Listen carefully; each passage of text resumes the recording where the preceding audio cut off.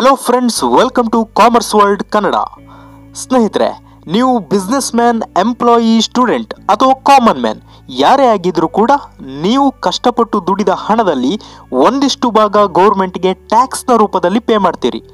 ಅನೇಕರು ಡೈರೆಕ್ಟ್ ಆಗಿ ಗೌರ್ಮೆಂಟ್ಗೆ tax pay ಮಾಡದೇ ಇರಬಹುದು, ಆದರೆ ಇಂಡೈರೆಕ್ಟ್ ಆಗಿ ಪ್ರತಿಯೊಬ್ಬರು ಗೌರ್ಮೆಂಟ್ಗೆ ಟ್ಯಾಕ್ಸನ್ನು ಪೇ ಮಾಡ್ತೇವೆ. ಸ್ನೇಹಿತರೆ, ಹಾಗಾದರೆ ಟ್ಯಾಕ್ಸನ್ನು ಪೇ ಮಾಡುವ ನಾವು ನಮ್ಮ ದೇಶದ ಟ್ಯಾಕ್ಸ್ ಸಿಸ್ಟಮ್ನ ಬಗ್ಗೆ ಬೇಸಿಕ್ ನಾಲೆಡ್ಜನ್ನು ಹೊಂದಿಲ್ಲದೇ ಇದ್ರೆ ಹೇಗೆ ಅಲ್ವಾ? ಸೊ ಈ ವಿಡಿಯೋದಲ್ಲಿ GST means goods and services tax ಇದರ ಬಗ್ಗೆ ತಿಳ್ಕೊಳ್ಳುವಂಥ ಪ್ರಯತ್ನವನ್ನು ಮಾಡೋಣ. ವಿಡಿಯೋ ನೋಡಿದ ಮೇಲೆ ನೀವು GSTಯಲ್ಲಿ ಎಕ್ಸ್ಪರ್ಟ್ ಆಗ್ತೀರಿ ಅಂತ ಖಂಡಿತವಾಗಿಯೂ ನಾವು ಹೇಳೋದಿಲ್ಲ, ಆದರೆ GSTಯ ಕುರಿತಾದ ಬೇಸಿಕ್ ನಾಲೆಡ್ಜ್ ನಿಮಗೆ ಸಿಗ್ತದೆ ಅಂತ ಭರವಸೆಯನ್ನು ಕೊಡ್ತೇವೆ. ವಿಡಿಯೋವನ್ನು ಕೊನೆ ತನಕ ನೋಡಿ. ಇಷ್ಟ ಆದರೆ ಲೈಕ್ ಮಾಡಿ ಹಾಗೂ ನಿಮ್ಮ ಸ್ನೇಹಿತರಿಗೆ ಶೇರ್ ಮಾಡಿ. ಆ್ಯಂಡ್ ಇಂಪಾರ್ಟೆಂಟ್, ನೀವಿನ್ನು ನಮ್ಮ ಚಾನಲ್ಗೆ ಸಬ್ಸ್ಕ್ರೈಬ್ ಆಗಿಲ್ಲ ಅಂದರೆ ದಯವಿಟ್ಟು ಸಬ್ಸ್ಕ್ರೈಬ್ ಆಗಿ. Then let's start the video. ಸ್ನೇಹಿತರೆ, ಯಾವುದೇ ಗೌರ್ಮೆಂಟ್ ರನ್ ಆಗಬೇಕಾದ್ರೆ ಅದಕ್ಕೆ ಅಗತ್ಯ ಬೇಕಿರುವುದು ಹಣ. ಗೌರ್ಮೆಂಟ್ಗೆ ಹಣದ ಮೂಲ ಯಾವುದು ಅಂತಂದರೆ ಅದು ಜನರು ಪೇ ಮಾಡುವಂಥ ಟ್ಯಾಕ್ಸ್. ಟ್ಯಾಕ್ಸ್ನಲ್ಲಿ 2 ಟೈಪ್ಸ್, ಒಂದು ಡೈರೆಕ್ಟ್ ಟ್ಯಾಕ್ಸ್, ಇನ್ನೊಂದು ಇಂಡೈರೆಕ್ಟ್ ಟ್ಯಾಕ್ಸ್. ಡೈರೆಕ್ಟ್ ಟ್ಯಾಕ್ಸ್ ಅಂತಂದರೆ ಒಬ್ಬ ವ್ಯಕ್ತಿಯ ಮೇಲೆ ಹಾಕುವಂಥ ಟ್ಯಾಕ್ಸ್ ಅಥವಾ ಪ್ರಾಪರ್ಟೀಸ್ನ ಮೇಲೆ ಹಾಕುವಂಥ ಟ್ಯಾಕ್ಸ್. ಇದನ್ನು ನಾವು ಡೈರೆಕ್ಟ್ ಟ್ಯಾಕ್ಸ್ ಅಂತೇವೆ. ಡೈರೆಕ್ಟ್ ಟ್ಯಾಕ್ಸ್ನಲ್ಲಿ ಟ್ಯಾಕ್ಸ್ ಪೇಯರ್ ತನ್ನ ತೆರಿಗೆ ಹೊರೆಯನ್ನು ಇನ್ನೊಬ್ಬರ ಮೇಲೆ ಹಾಕಲಿಕ್ಕೆ ಆಗೋದಿಲ್ಲ. ಅವನ ಪಾಲಿನ ಟ್ಯಾಕ್ಸ್ ಅವನೇ ಪೇ ಮಾಡಬೇಕು. For example, income tax, property tax, corporate tax, wealth tax, gift tax etcetera. ಸ್ನೇಹಿತರೆ, GSTಗೂ ಡೈರೆಕ್ಟ್ ಟ್ಯಾಕ್ಸ್ಗೂ ಯಾವುದೇ ಸಂಬಂಧ ಇಲ್ಲ. ಡೈರೆಕ್ಟ್ ಟ್ಯಾಕ್ಸ್ನಲ್ಲಿ ಯಾವುದೇ ಬದಲಾವಣೆ ಇಲ್ಲ. Next, indirect tax. ನಾವು ಖರೀದಿ ಮಾಡುವಂಥ ವಸ್ತುಗಳ ಮೇಲೆ ಪೇ ಮಾಡುವಂಥ ಟ್ಯಾಕ್ಸ್ ಅನ್ನು ಇಂಡೈರೆಕ್ಟ್ ಟ್ಯಾಕ್ಸ್ ಅಂತ ಹೇಳ್ಬೋದು. ಇದರಲ್ಲಿ ನಾವು ನೇರವಾಗಿ ಸರ್ಕಾರಕ್ಕೆ ತೆರಿಗೆ ಕಟ್ಟುವುದಿಲ್ಲ, ಬದಲಾಗಿ ಮಧ್ಯವರ್ತಿಗಳ ಮೂಲಕ ತೆರಿಗೆ ಕಟ್ತೇವೆ. ಇಂಡೈರೆಕ್ಟ್ ಟ್ಯಾಕ್ಸ್ನಲ್ಲಿ ಟ್ಯಾಕ್ಸ್ ಬರ್ಡನನ್ನು ಒಬ್ಬರಿಂದ ಒಬ್ಬರಿಗೆ ಶಿಫ್ಟ್ ಮಾಡಬಹುದು. ಫಾರ್ ಎಕ್ಸಾಂಪಲ್, ಪ್ರಾಡಕ್ಟನ್ನು ಮ್ಯಾನುಫ್ಯಾಕ್ಚರ್ ಮಾಡುವ ವ್ಯಕ್ತಿ ತನ್ನ ಟ್ಯಾಕ್ಸ್ ಬರ್ಡನನ್ನು ಹೋಲ್ಸೇಲರ್ನ ಮೇಲೆ ಹಾಕ್ತಾನೆ, ಹೋಲ್ಸೇಲರ್ ರಿಟೇಲರ್ನ ಮೇಲೆ ಹಾಕ್ತಾನೆ. ಕೊನೆಯದಾಗಿ ಆ ಟ್ಯಾಕ್ಸ್ ಹೊರೆ ಅನ್ನುವಂಥದ್ದು ಕನ್ಸ್ಯೂಮರ್ನ ಮೇಲೆ ಬೀಳ್ತದೆ. ಇಂಡೈರೆಕ್ಟ್ ಟ್ಯಾಕ್ಸ್ಗಳು ಯಾವುದು ಅಂತಂದರೆ custom duty, excise duty, service tax, watt, sales tax etcetera. ಸ್ನೇಹಿತರೆ, ಒಟ್ಟು ಸ್ಟೇಟ್ ಹಾಗೂ ಸೆಂಟ್ರಲ್ ಗೌರ್ಮೆಂಟ್ನ 17 ಇಂಡೈರೆಕ್ಟ್ ಟ್ಯಾಕ್ಸ್ಗಳು ಇತ್ತು. ಇದು ತುಂಬ ಕನ್ಫ್ಯೂಸಿಂಗ್ ಆಗಿತ್ತು ಹಾಗೂ ಒಂದು ಪ್ರಾಡಕ್ಟ್ನ ಮೇಲೆ ಹಲವಾರು ಟ್ಯಾಕ್ಸ್ ಬೀಳ್ತಾ ಇತ್ತು, ಜೊತೆಗೆ ಕನ್ಸ್ಯೂಮರ್ಗೆ ಹೊರೆ ಆಗ್ತಾ ಇತ್ತು. ಒಟ್ಟಿನಲ್ಲಿ ಸಿಕ್ಕಾಪಟ್ಟೆ ತೊಂದರೆ ಕೊಡ್ತಾ ಇತ್ತು. ಸೊ ಇದನ್ನು ಸಿಂಪ್ಲಿಫೈ ಮಾಡುವ ಉದ್ದೇಶದಿಂದ ಈ 17 ಇಂಡೈರೆಕ್ಟ್ ಟ್ಯಾಕ್ಸನ್ನು ಮರ್ಜ್ ಮಾಡಿ ಗೂಡ್ಸ್ ಆ್ಯಂಡ್ ಸರ್ವಿಸ್ ಟ್ಯಾಕ್ಸ್ ಅಂತ ತಂದರು. ನೆನಪಿರಲಿ, ಒನ್ ನೇಷನ್ ಒನ್ ಟ್ಯಾಕ್ಸ್ ಅನ್ನುವಂಥ ಕಾನ್ಸೆಪ್ಟ್ ಇಂಡೈರೆಕ್ಟ್ ಟ್ಯಾಕ್ಸ್ನಲ್ಲಿ ಮಾತ್ರ ಅಪ್ಲೈ ಆಗ್ತದೆ. ಡೈರೆಕ್ಟ್ ಟ್ಯಾಕ್ಸ್ನಲ್ಲಿ ಯಾವುದೇ ಬದಲಾವಣೆ ಇಲ್ಲ. ಸೊ GST ಅನ್ನೋದು ಒಂದು ಇಂಡೈರೆಕ್ಟ್ ಟ್ಯಾಕ್ಸ್. ಸ್ನೇಹಿತರೆ, GSTಯಲ್ಲಿ 4 ಟೈಪ್ಸ್. ಅದು ಯಾವುದು ಅಂದರೆ CGST, central goods and service tax, SGST, state GST, UTGST, union territory GST, IGST, integrated GST. ಹಾಗಾದರೆ ನಾವು 4 ಟ್ಯಾಕ್ಸ್ ಪೇ ಮಾಡಬೇಕಾ ಅಂತ ಕೇಳಿದರೆ ಖಂಡಿತವಾಗಿಯೂ ಇಲ್ಲ. ಯಾವ ಸಂದರ್ಭದಲ್ಲಿ ಯಾವ ಟ್ಯಾಕ್ಸ್ ಅಪ್ಲೈ ಆಗ್ತದೆ ಅಂತ ನೋಡೋಣ. ನಿಮ್ಮ ವ್ಯವಹಾರ ಒಂದು ರಾಜ್ಯದ ಒಳಗೆ ಇದ್ದರೆ ಅಂತಹ ಸಂದರ್ಭದಲ್ಲಿ CGST ಮತ್ತು SGST ಅಪ್ಲೈ ಆಗ್ತದೆ. ಫಾರ್ ಎಕ್ಸಾಂಪಲ್, ನೀವು ಬೆಂಗಳೂರಿನಿಂದ ಒಂದಿಷ್ಟು ಗೂಡ್ಸನ್ನು ಪರ್ಚೇಸ್ ಮಾಡಿ ಉಡುಪಿಯಲ್ಲಿ ಸೇಲ್ ಮಾಡ್ತೀರಿ. ಈ ಸಂದರ್ಭದಲ್ಲಿ ನೀವು ಪೇ ಮಾಡುವಂತಹ ಟೋಟಲ್ GSTಯಲ್ಲಿ ಅರ್ಧ ಭಾಗ ಕೇಂದ್ರ ಸರ್ಕಾರಕ್ಕೆ, ಉಳಿದ ಅರ್ಧ ಭಾಗ ರಾಜ್ಯ ಸರ್ಕಾರಕ್ಕೆ ಹೋಗ್ತದೆ.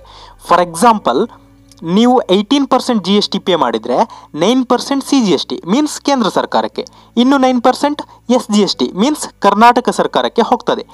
ಇದೇ ರೀತಿ ಈಗ ನೀವು ತಮಿಳುನಾಡಿನಲ್ಲಿ ಇದ್ದು ನಿಮ್ಮ ವ್ಯವಹಾರ ತಮಿಳುನಾಡಿನ ಒಳಗೆ ಇದ್ದರೆ ಆಗ ನೀವು ಕಟ್ಟುವಂಥ ಟೋಟಲ್ GSTಯಲ್ಲಿ ಅರ್ಧ ಭಾಗ CGST ಮೀನ್ಸ್ ಕೇಂದ್ರ ಸರ್ಕಾರಕ್ಕೆ, ಇನ್ನು ಅರ್ಧ ಭಾಗ SGST ಮೀನ್ಸ್ ತಮಿಳುನಾಡು ಗೌರ್ಮೆಂಟ್ಗೆ ಹೋಗ್ತದೆ.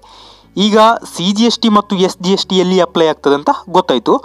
ನೆಕ್ಸ್ಟ್, ಒಂದು ವೇಳೆ ನೀವೇನಾದರೂ ಯೂನಿಯನ್ ಟೆರಿಟರೀಸ್ನಲ್ಲಿ ಇದ್ದರೆ ಮೀನ್ಸ್ ಕೇಂದ್ರಾಡಳಿತ ಪ್ರದೇಶದಲ್ಲಿ ಇದ್ದರೆ, for example Andaman Nicobar, Jammu and Kashmir, Ladakh ಇಂತಹ ಪ್ರದೇಶದ ಒಳಗೆ ನಿಮ್ಮ ವ್ಯವಹಾರ ಇದ್ದರೆ ಆವಾಗ SGST ಅಪ್ಲೈ ಆಗೋದಿಲ್ಲ. ಅದರ ಬದಲಾಗಿ UTGST ಅಪ್ಲೈ ಆಗ್ತದೆ. ಯಾಕಂದರೆ ಆ ಪ್ರದೇಶಗಳು ಕೇಂದ್ರ ಸರ್ಕಾರದ ಆಡಳಿತಕ್ಕೆ ಒಳಪಟ್ಟಿರ್ತವೆ. ಫಾರ್ ಎಕ್ಸಾಂಪಲ್, ಅಲ್ಲಿ ನೀವು 18% ಟೋಟಲ್ GST ಪೇ ಮಾಡಿದರೆ ಅದರಲ್ಲಿ 9% CGST ಹಾಗೂ ಉಳಿದ 9% UTGST ಆಗಿ ಶೇರ್ ಆಗ್ತದೆ. ಸ್ನೇಹಿತರೆ, ನಿಮ್ಮ ವ್ಯವಹಾರ 2 ರಾಜ್ಯಗಳ ಮಧ್ಯೆ ಇದ್ದರೆ ಅಥವಾ ಬೇರೆ ಬೇರೆ ರಾಜ್ಯಗಳ ನಡುವೆ ನಿಮ್ಮ ಟ್ರಾನ್ಸಾಕ್ಷನ್ ಆದರೆ ಇಂತಹ ಸಂದರ್ಭದಲ್ಲಿ IGST ಅಪ್ಲೈ ಆಗ್ತದೆ.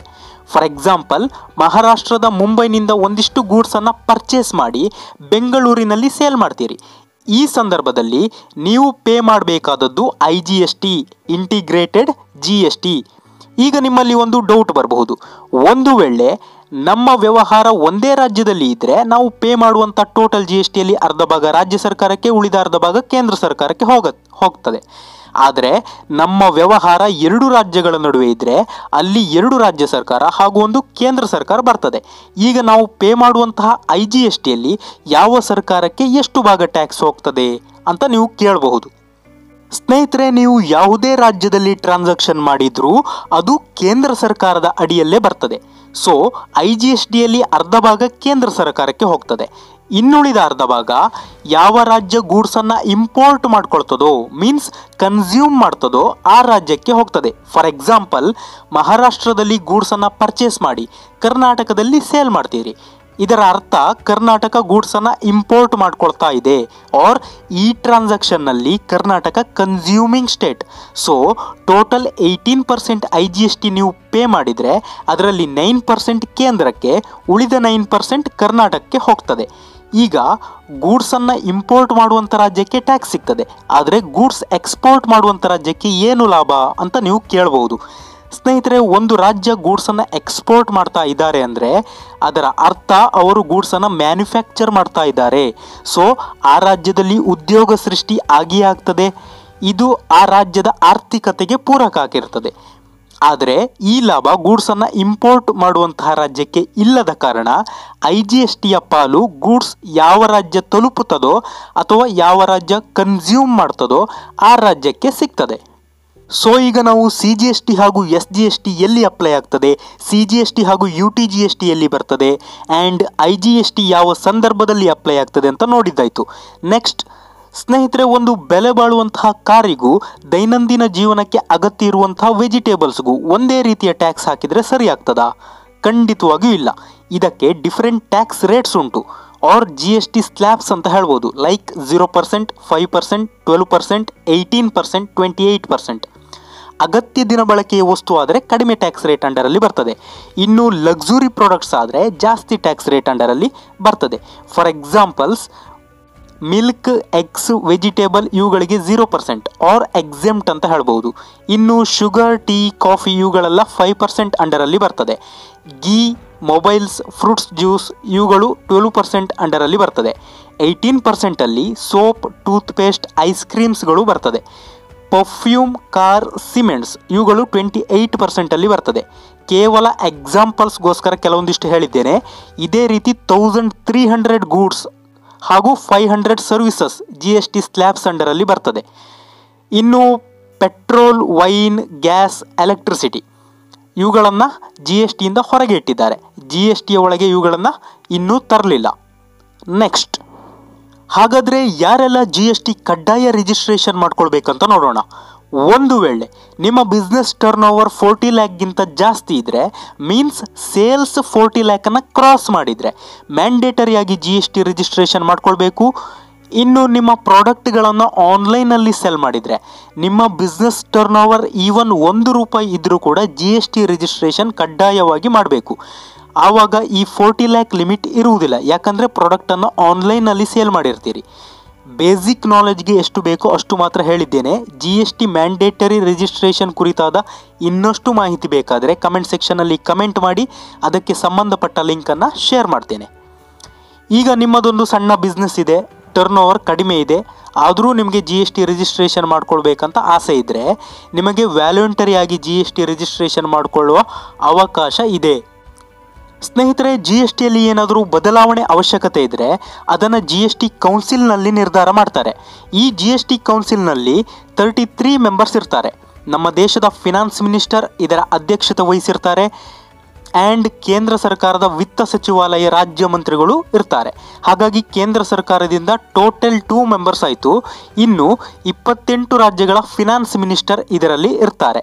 ಜೊತೆಗೆ ದಿಲ್ಲಿ, ಪಾಂಡಿಚೇರಿ ಹಾಗೂ ಜಮ್ಮು ಆ್ಯಂಡ್ ಕಾಶ್ಮೀರ್ ಕೇಂದ್ರಾಡಳಿತ ಪ್ರದೇಶ ಆದರೂ ಕೂಡ ಅಲ್ಲಿ ವಿಧಾನಸಭೆ ಇರುವುದರಿಂದ ಅಲ್ಲಿನ ಫಿನಾನ್ಸ್ ಮಿನಿಸ್ಟರ್ಸ್ ಕೂಡ ಈ ಕೌನ್ಸಿಲ್ನಲ್ಲಿ ಇರ್ತಾರೆ.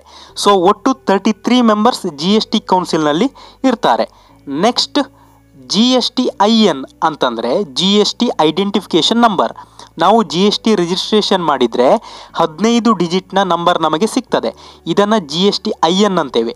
15 ಡಿಜಿಟ್ನ ಈ GST ಐಡೆಂಟಿಫಿಕೇಷನ್ ನಂಬರಲ್ಲಿ ಮೊದಲ 2 ನಂಬರ್ ನಾವು ಯಾವ ಸ್ಟೇಟ್ನಲ್ಲಿ ಬಿಸ್ನೆಸ್ ಮಾಡ್ತೇವೋ ಆ ಸ್ಟೇಟ್ನ ಕೋಡ್ ಆಗಿರ್ತದೆ. ನೆಕ್ಸ್ಟ್ 10 ಡಿಜಿಟ್ ನಮ್ಮ ಪಾನ್ ನಂಬರ್ ಆಗಿರ್ತದೆ. ಇನ್ನು ಲಾಸ್ಟ್ 3 ಡಿಜಿಟ್ ಕೋಡ್ ಆಟೋಮೆಟಿಕ್ ಆಗಿ ನಮಗೆ ಸಿಗ್ತದೆ. ಇನ್ನು GSTಗೆ ಸಂಬಂಧಪಟ್ಟಂತೆ ರ್ಯಾಪಿಡ್ ಆಗಿ ಕೆಲವೊಂದಿಷ್ಟು ವಿಷಯಗಳನ್ನು ನೋಡೋಣ. GST ಅನ್ನುವಂಥ ಕಾನ್ಸೆಪ್ಟನ್ನು ಫಸ್ಟ್ ಟೈಮ್ ಇಂಪ್ಲಿಮೆಂಟ್ ಮಾಡಿದ ದೇಶ ಫ್ರಾನ್ಸ್. 1954ರಲ್ಲಿ GSTಯನ್ನು ಫ್ರಾನ್ಸ್ನಲ್ಲಿ ಜಾರಿ ಮಾಡಲಾಗಿತ್ತು. ಇನ್ನು ಭಾರತ GST ವಿಚಾರದಲ್ಲಿ ಕೆನಡಿಯನ್ ಮಾಡೆಲನ್ನು ಫಾಲೋ ಮಾಡಿದೆ. ಆ್ಯಂಡ್ ಇದು ಡ್ಯುಯಲ್ ಮಾಡೆಲ್ ಆಫ್ GST ಅಂತಂದರೆ ನಾವು ಪೇ ಮಾಡುವಂಥ ಟ್ಯಾಕ್ಸ್ ಅಮೌಂಟ್ 2 ಸರ್ಕಾರದ ನಡುವೆ ಹಂಚಿಕೆ ಆಗ್ತದೆ, ಕೇಂದ್ರ ಮತ್ತು ರಾಜ್ಯ. GST ಭಾರತದಲ್ಲಿ ಜಾರಿಯಾಗಿದ್ದು ಜುಲೈ 1, 2017ನಲ್ಲಿ. GSTಯನ್ನು ಫಸ್ಟ್ ಇಂಪ್ಲಿಮೆಂಟ್ ಮಾಡಿದ ರಾಜ್ಯ ಯಾವುದು ಅಂದರೆ ಅಸ್ಸಾಂ. ಭಾರತದಲ್ಲಿ GSTಯ brand ambassador Amitabh Bachchan. So ಸ್ನೇಹಿತರೆ, GSTಯ ಕುರಿತಾದ ಕೆಲವೊಂದಿಷ್ಟು ಇನ್ಫಾರ್ಮೇಷನನ್ನು ಈ ವಿಡಿಯೋದಲ್ಲಿ ತಿಳಿಸಿಕೊಡುವಂಥ ಪ್ರಯತ್ನವನ್ನು ಮಾಡಿದ್ದೇನೆ. ಈ ಮಾಹಿತಿ ನಿಮಗೆ ಇಷ್ಟ ಆಗಿದೆ, ಜೊತೆಗೆ ಅರ್ಥ ಆಗಿದೆ ಅಂತ ಭಾವಿಸ್ತೇನೆ. ದಯವಿಟ್ಟು ಸಬ್ಸ್ಕ್ರೈಬ್ ಮಾಡೋದನ್ನು ಮರಿಬೇಡಿ. ಸಾಧ್ಯ ಆದಷ್ಟು ನಿಮ್ಮ ಸ್ನೇಹಿತರಿಗೆ ಈ ವಿಡಿಯೋ ತಲುಪಿಸಿ, ತನ್ಮೂಲಕ ನಮಗೆ ಸಪೋರ್ಟ್ ಮಾಡಿ ಅಂತ ಹೇಳ್ತಾ thank you for watching this video.